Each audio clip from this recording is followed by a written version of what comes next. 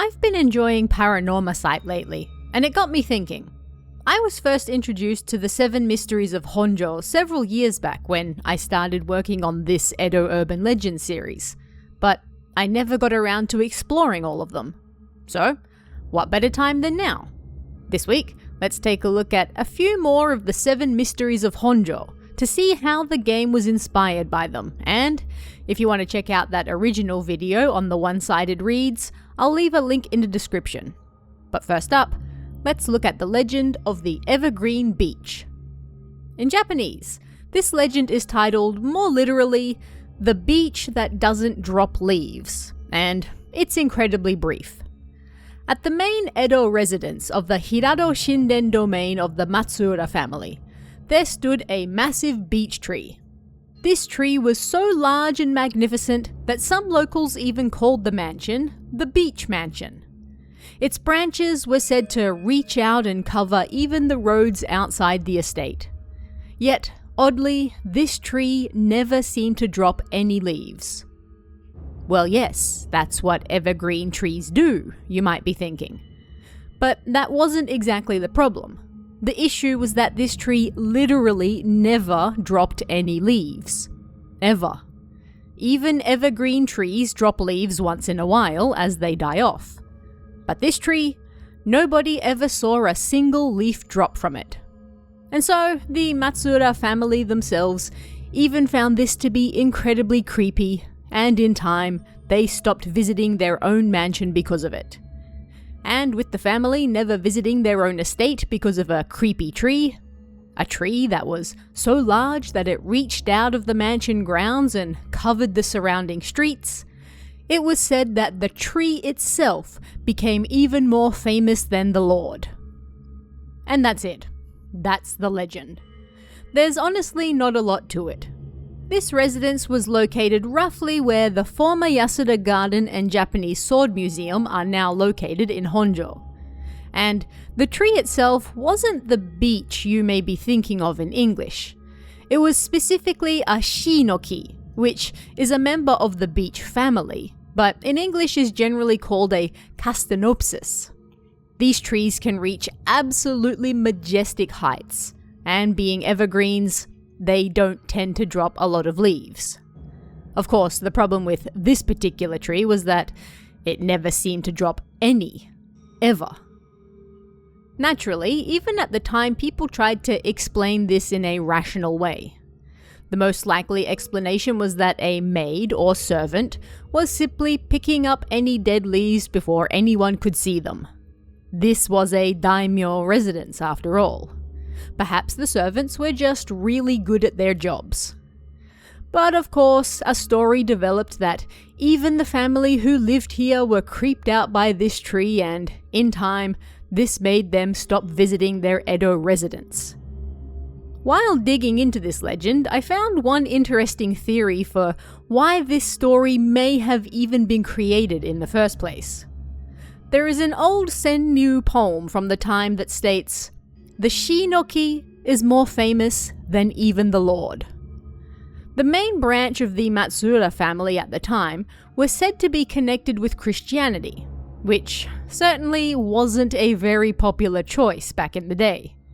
In fact, merely saying you were Christian was often enough to cause serious discrimination, or persecution to come your way.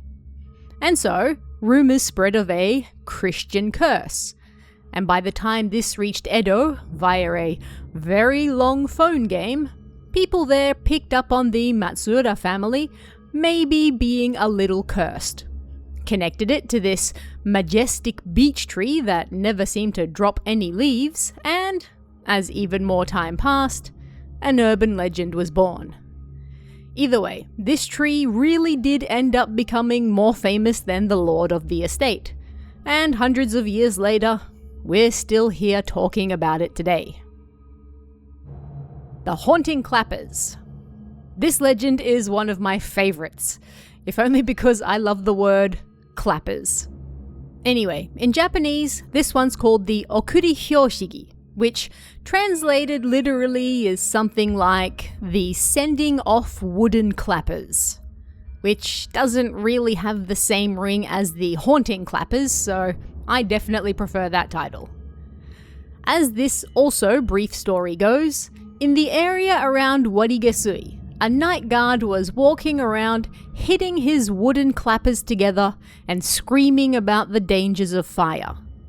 This might sound a little weird until you remember that Edo was basically built of wood, and even the tiniest spark could and often did level massive sections of the city. Fire was a very real and present danger for people living in the area at the time. Anyway, at some point this guard realized that he could hear the sound of clappers coming from behind him as well. Or in front of, depending on which version you listen to. Of course, when he turned around, nobody was there.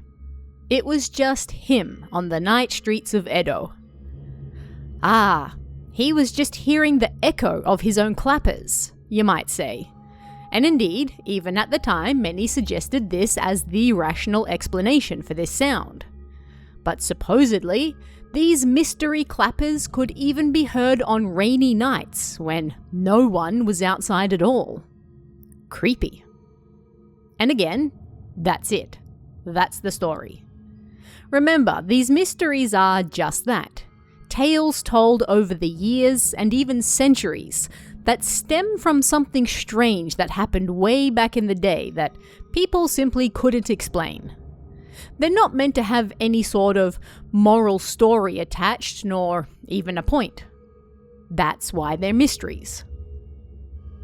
The Beckoning Light. This legend is often associated with the Okuri Chochin, or Seeing Off Lantern, which also sounds pretty terrible in English, so the game instead calls it the much more poetic Beckoning Light. This story functions in much the same way, with someone following a light in the distance on the dark Edo night roads. But this light keeps appearing and disappearing, and in the end, the people following are never able to catch it. Sometimes it might lead you to your doom. Sometimes it might lead you home. That's the gamble you take following a mysterious light you can never catch, after all. With the only real difference between these two legends being one is a light you can see, and the other is a sound you can hear, it has been suggested numerous times over the years that perhaps both of these mysteries stem from the same event or incident way back in the day. And over time and through oral tradition, they evolved into two similar but distinct stories.